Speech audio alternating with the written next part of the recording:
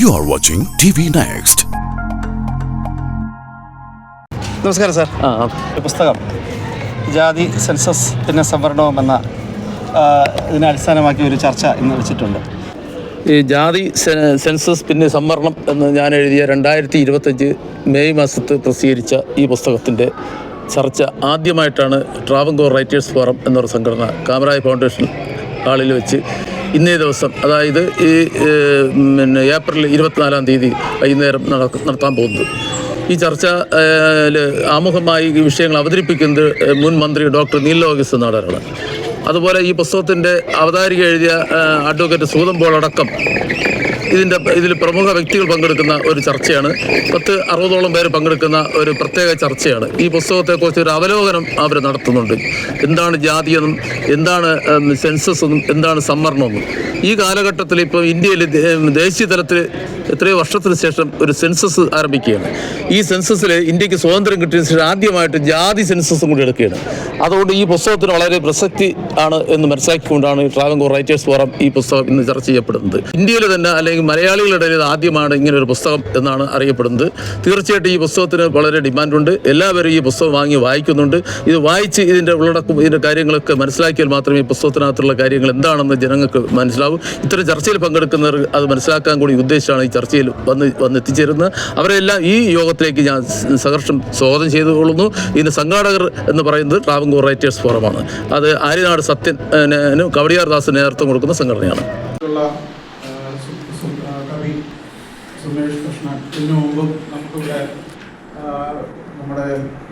കവിതയെപ്പറ്റിയും കവിതയുടെ ആസ്വാദനത്തിൻ്റെ വിവിധ തലങ്ങളെപ്പറ്റിയും എല്ലാം നമ്മളോട് സംസാരിക്കുകയും പരിചയപ്പെടുത്തുകയും അതോടൊപ്പം മനോഹരമായി കവിത ആലപിച്ചു നമ്മളെല്ലാം എന്താണ് കവിത എന്നും എങ്ങനെയാണ് കവിത ആസ്വദിക്കേണ്ടതെന്നും ഒക്കെയുള്ള കാര്യങ്ങളെപ്പറ്റി നമ്മൾ ഉദ്ബോധിപ്പിക്കുന്ന അദ്ദേഹത്തിന് പ്രത്യേകം ഞാൻ ഈ അവസരത്തിൽ വെൽക്കം ചെയ്യുകയാണ്. പാർലമെന്റേറിയനും പ്രഭാഷകനും ഒക്കെ ആണ്. കാരണം 99-ൽ അദ്ദേഹം നമ്മുടെ യുവക്ഷേമ സ്പോർട്സ് മന്ത്രിയായി അന്ന് ട്രാൻസ്പോർട്ടിൻ്റെ ചുമതല അദ്ദേഹത്തിനുണ്ടായിരുന്നു. അപ്പം ഞാനൊരു ട്രാൻസ്പോർട്ടിൽ നിന്ന് വിരമിച്ച ഒരു വ്യക്തിയാണ്. അപ്പോൾ അന്ന് അദ്ദേഹത്തിൻ്റെ കാലഘട്ടത്തിലാണ് നമുക്കൊരു ശമ്പള പരിഷ്കരണം ഒപ്പുവെച്ചത്. പ്രഥമനിൽ പാലൊഴിച്ചൂറുന്ന തേൻകണം നുകരുവാൻ എന്തുരസം. പ്രശസ്ത കവിയും അധ്യാപകനുമായ സുമേഷ് കൃഷ്ണൻ സാറാണ് നമ്മുടെ കൂടെ ഉള്ളത്. ഇന്ന് നമ്മുടെ കാമരാജ് ഫൗണ്ടേഷൻ ഹാളിൽ നമ്മുടെ അഡ്വക്കേറ്റ് സുദേവൻ സാറ് എഴുതിയ ജാതി സെൻസസും പിന്നെ സംവരണവും എന്ന പുസ്തകത്തിൻ്റെ പ്രകാശനം ഇന്ന് നടക്കുകയാണ്. കൂടെ അതിൻ്റെ ഒരു ചർച്ചയും നടക്കുകയാണ്. അപ്പോൾ നമ്മുടെ കവി ഇന്നിവിടെ എത്തിയിട്ടുണ്ട്. ഇന്നത്തെ കാലത്ത് നമുക്ക് ഇങ്ങനെ ഒരു ചർച്ചയുടെ പ്രസക്തി ഉണ്ടോ? എന്താണ് സുമേഷ് കൃഷ്ണൻ്റെ അഭിപ്രായം? തീർച്ചയായും. കാരണം പൂഴിക്കുന്ന് സുദേവൻ എന്ന എഴുത്തുകാരൻ വളരെ ത്യാജ്യഗ്രാഹ്യ വിവേചന ബുദ്ധിയുള്ള, വളരെ സൂക്ഷ്മതയോടെ സാമൂഹിക വിഷയങ്ങളെ അപഗ്രഥിക്കുന്ന ഒരു സർഗാത്മക പ്രതിഭയാണ്. അദ്ദേഹം വെറുതെ ഒരു വിഷയം ഉണ്ടാക്കി ഒരു പുസ്തകം എഴുതുകയല്ല ചെയ്യുന്നതെന്ന് എനിക്കറിയാം. ഏറ്റവും റെലവൻ്റ് ആയതുകൊണ്ടാണ് അദ്ദേഹം ആ വിഷയം തിരഞ്ഞെടുക്കാൻ കാരണം.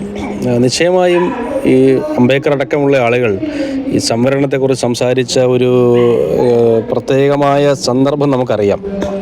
ഇപ്പോഴും കാലമേറെ പുരോഗമിച്ചു എന്നും സ്വാതന്ത്ര്യം കിട്ടിയിട്ട് ഇത്രയും വർഷമായി എന്നും നമ്മൾ നവസാക്ഷരരാണ് എന്നും എയുടെ കാലത്ത് ജീവിക്കുന്നു എന്നും പറയുമ്പോൾ തന്നെ ജാതീയമായ അധിക്ഷേപങ്ങൾ, അവഗണനകൾ, അസഹിഷ്ണുതകൾ പലയിടങ്ങളിൽ സംഭവിച്ചുകൊണ്ടിരിക്കുന്നു.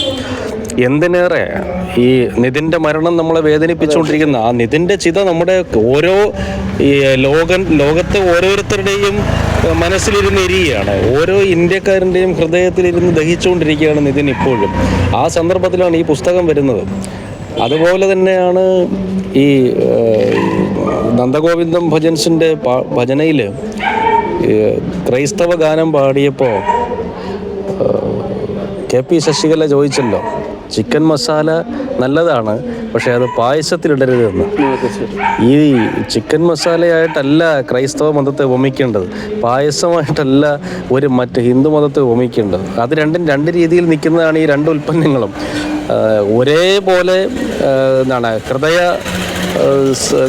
ദ്രവീകരണ ശേഷിയുള്ളതാണ് എല്ലാത്തിലെയും ഗാനങ്ങൾ. സംഗീതത്തിന് മതമോ ജാതിയോ ഒന്നുമില്ല. എന്നാൽ അതിൽ വരെ ജാതിയും മതവും കലർത്തുന്ന കാലഘട്ടത്തിലാണ് ഈ പുസ്തകത്തിൻ്റെ പ്രസക്തി എന്ന് പറയുന്നത്.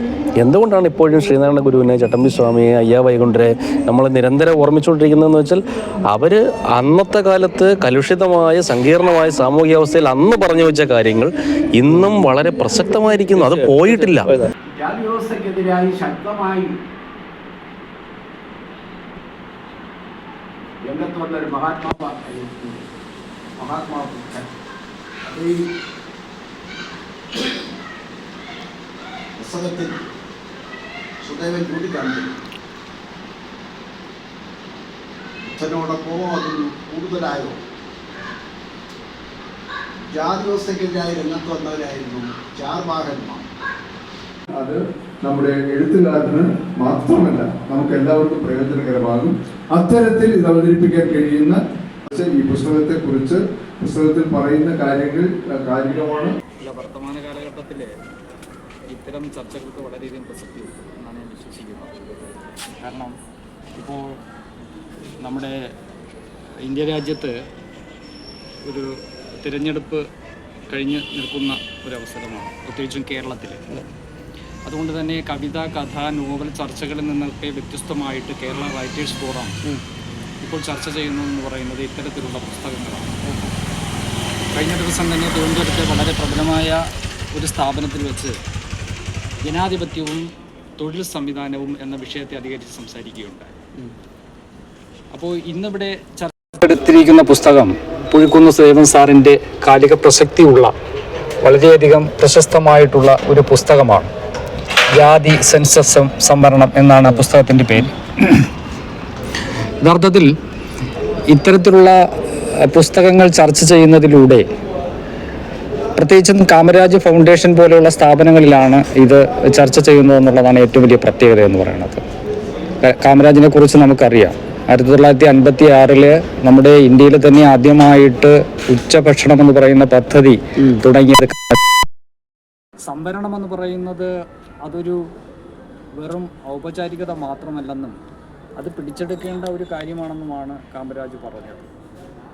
അത്തരത്തിലുള്ള ഒരു ഇടത്തിലാണ് ഈ പുസ്തകം ചർച്ച ചെയ്യുന്നത്. ഈ പുസ്തകം എന്ന് പറയുന്നത് പ്രധാനമായിട്ടും 3 തലങ്ങളിലൂടെയാണ് കടന്നു പോകുന്നത്. ജാതിയെക്കുറിച്ച്, സെൻസസിനെ കുറിച്ച്, സംവരണത്തെക്കുറിച്ച് ഒക്കെയാണ്. ആമുഖത്തിൽ തന്നെ സുദേവൻ സാർ ഇതിനെക്കുറിച്ച് ഈ പുസ്തകത്തിൽ പറഞ്ഞിരിക്കുന്നത് പ്രധാനമായിട്ടും അദ്ദേഹം ഏതാണ്ട് 2 വർഷം എടുത്താണ് ഈ പുസ്തകം എഴുതിയിരിക്കുന്നത്. വളരെ ക്ലേശകരമായിട്ടുള്ള ഒരു ഉദ്യമത്തിലൂടെയാണ് 2 വർഷമെടുത്ത് ഈ പുസ്തകം രചിച്ചതെന്ന് പറയുമ്പോൾ തന്നെ നമുക്കറിയാം, ശ്രീകണ്ഠേശ്വരം 20 വർഷം കൊണ്ടാണ് നമ്മുടെ ഈ ശബ്ദതാരാവലി തയ്യാറാക്കിയത്. അത്രയൊന്നും തന്നെ പോയില്ലെങ്കിലും ഇന്ത്യയിൽ തന്നെ ഏതാണ്ട് 3000-ഓളം ജാതിപരമായിട്ടുള്ള ജാതികളുണ്ട്.